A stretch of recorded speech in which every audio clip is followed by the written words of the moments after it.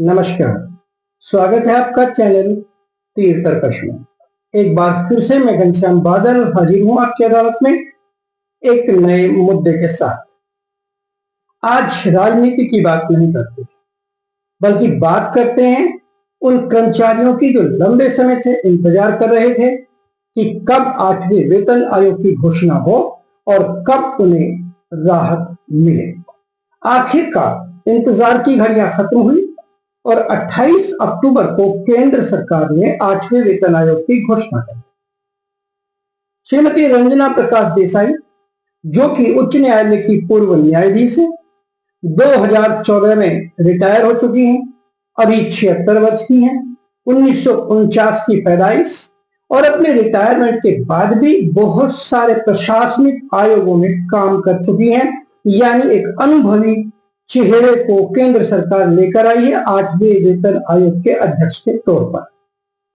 इस आयोग के अंशकालीन मेंबर यानी पार्ट टाइम मेंबर होंगे मिस्टर पुलक घोष, जो IIMB यानी IIM बेंगलोर के प्रोफेसर हैं, एनालिस्ट हैं और बहुत सारे ऐसे कार्यों में पहले भी रह चुके हैं। जबकि सदस्य सचिव के रूप में इसमें शामिल किया गया है पंकज जैन को, जो पेट्रोलियम एवं प्राकृतिक गैस मंत्रालय में अभी सचिव है। इससे पहले वे वित्त मंत्रालय में भी कार्य कर चुके हैं और उनका भी प्रशासन का लंबा अनुभव है। यानी कह सकते हैं कि अनुभवी लोगों को 8वें वेतन आयोग की अनुशंसाएं देने के लिए नियुक्त किया गया है। TOR यानी टर्म ऑफ रेफरेंस जारी हो चुका है। इन सदस्यों को नियुक्ति के साथ ही ये निर्देश दे दिया गया है कि उन्हें इस आयोग के गठन के 18 महीनों के अंदर अपनी रिपोर्ट पेश करनी होगी। यदि 28 अक्टूबर को इसके गठन की डेट मानी जाए, गठन की तिथि मानी जाए, तो हम उम्मीद करते हैं कि 30 अप्रैल 2027 तक ये आयोग अपनी रिपोर्ट दे देगा। हालांकि पिछला रिकॉर्ड ये भी रहा है कि शायद ही किसी आयोग ने समय पर अपनी रिपोर्ट पेश की, जबकि 2026 1 जनवरी 2026 से 8वां वेतन आयोग लागू किया जाना है। इससे पहले 1986 में ये वेतनों के पुनरीक्षण के लिए आयोग गठित किए जाने शुरू हुए थे। 1986 में चौथा वेतन आयोग गठित किया गया था और इस वेतन आयोग ने जो फिटमेंट फैक्टर अपनाया था 3.25%। उसके 10 साल बाद 1996 में 5वां वेतन आयोग आया और इस वेतन आयोग में फिटमेंट फैक्टर की बातें पहले हवा में आई 3.42% की, लेकिन आखिरकार उम्मीदों से कहीं ज्यादा 3.68 फिटमेंट फैक्टर के साथ कर्मचारियों की बल्ले बल्ले हुई। लेकिन 2006 में जब आयोग गठित किया गया तो इस बार कर्मचारियों के हाथ में निराशा हाथ लगी उनके, और इस बार का फिटमेंट फैक्टर था केवल 1.86%। यानी कह सकते हैं कि फिटमेंट फैक्टर में उतार चढ़ाव होना बहुत ही सहज या स्वाभाविक सी बात है। पिछले यानी 2016 में जो 7वां वेतन आयोग गठित किया गया था, उसमें सरकार ने कर्मचारियों को 2.86% का फिटमेंट फैक्टर दिया था। और इस फिटमेंट फैक्टर को समझने की जरूरत होती है। ये फिटमेंट फैक्टर क्या है? इसमें कर्मचारी की जो बेसिक पे होती है, जो मूल वेतन होता है, उसको इस फिटमेंट फैक्टर से गुणा किया जाता है और उस गुणा के हिसाब से उनका मूल वेतन तय किया जाता है। यदि आज एक कर्मचारी का मूल वेतन 18,000 रुपए है और इस बार जैसा कि कर्मचारी की मांग है कि ये फिटमेंट फैक्टर 3.57% से ज्यादा होना चाहिए और 3.75% तक की मांग वे कर रहे हैं, लेकिन ऐसा होना मुश्किल ही लग रहा है कि इतना बड़ा परिवर्तन, इतना ज्यादा वेतन उनका बढ़ा दिया जाएगा।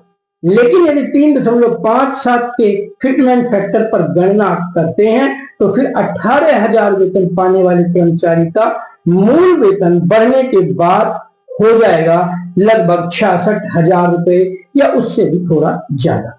लेकिन ये सब निर्भर करेगा कि ये आयोग किस फिटमेंट फैक्टर के ऊपर सहमत होता है और अपनी रिपोर्ट में किस फिटमेंट फैक्टर की ये अनुशंसा करता है। हालांकि इस बार के वेतन आयोग में सरकार ने एक नई बात भी की है। उसने कहा है कि यदि किसी मुद्दे पर यह आयोग फाइनल रिपोर्ट तैयार कर लेता है तो जरूरी नहीं कि 30 अप्रैल को ही पूरी की पूरी रिपोर्ट पेश की जाए। बीच बीच में भी ये अपनी रिपोर्ट, ये अपना प्रतिवेदन सरकार को सौंप सकता है। यानी इस बार ये एक नई बात सामने आई है। अब आइए बात करते हैं कि इस वेतन आयोग के लागू होने से सरकार के ऊपर क्या असर पड़ेगा। सरकार की एक कैलकुलेशन होती, गणना होती है, और खुले हाथ कभी किसी भी वेतन आयोग को किसी भी सरकार ने नहीं दिए हैं, ये सरकार भी देने वाली नहीं है, क्योंकि केवल कर्मचारी और पेंशनर्स का हित ही नहीं, उसे आम आदमी के हितों के बारे में भी सोचना होता है। तो इसमें जो निर्देश टर्म ऑफ रेफरेंस में दिए गए हैं, उनके अनुसार इस आयोग को देश की आर्थिक स्थिति, साथ ही साथ उपलब्ध संसाधन, कर्मचारियों का जीवन स्तर, महंगाई की बढ़ती हुई दर, फिस्कल बजट, राज्यों की आर्थिक स्थिति, इन सब बातों का ध्यान रखना होगा और इनको ध्यान में रखते हुए अपनी रिपोर्ट पेश करनी होगी। साथ ही साथ जहां सरकार वेतन में वृद्धि करती है, वहीं कर्मचारियों से उम्मीद भी लगाती है, और इस प्रकार की अनुशंसाएं इस आयोग से केंद्र सरकार कर रही है। उसकी अपेक्षा है कि इस प्रकार से ये वेतन आयोग अपनी अनुशंसा दे, जिससे जहां कर्मचारियों का जीवन स्तर बढ़े, उनके जीवन स्तर में सुधार हो, वहीं उनकी दक्षता बढ़े, रोजगार के ज्यादा अवसर पैदा हो, उनकी प्रोडक्टिविटी यानी उनकी उत्पादकता में भी वृद्धि हो, और इसका देश की जीडीपी पर सकारात्मक प्रभाव पड़े। जहां तक खर्चे की बात आती है, तो केंद्र सरकार के अनुमान के अनुसार इस बार जो वेतन आयोग गठित हो रहा है और जो उसकी सिफारिशें आएंगी, उस पर लगभग 1.5 लाख से 2 लाख करोड़ रुपए अतिरिक्त बोझा पड़ने की संभावना है केंद्र सरकार पर।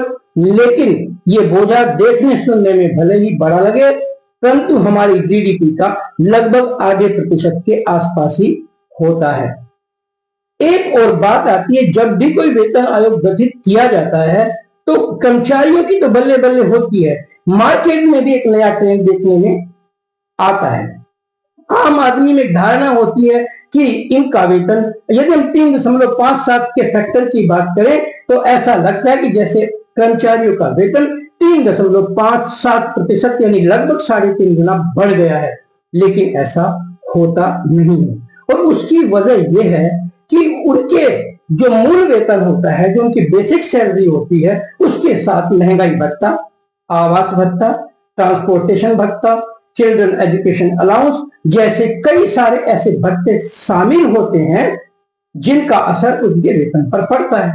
और जब वेतन आयोग अपनी अनुशंसा करता है तो केवल बेसिक वेतन को ही आधार मान करके अपनी अनुशंसाएं देता है। तो ऐसे में कर्मचारियों का वेतन अब तक का जो अभिलेख है, अब तक का जो रिकॉर्ड है, उसके अनुसार 30 से 35% तक की वृद्धि कर्मचारियों के सकल वेतन यानी कुल वेतन यानी ग्रॉस सैलरी में हो पाती है।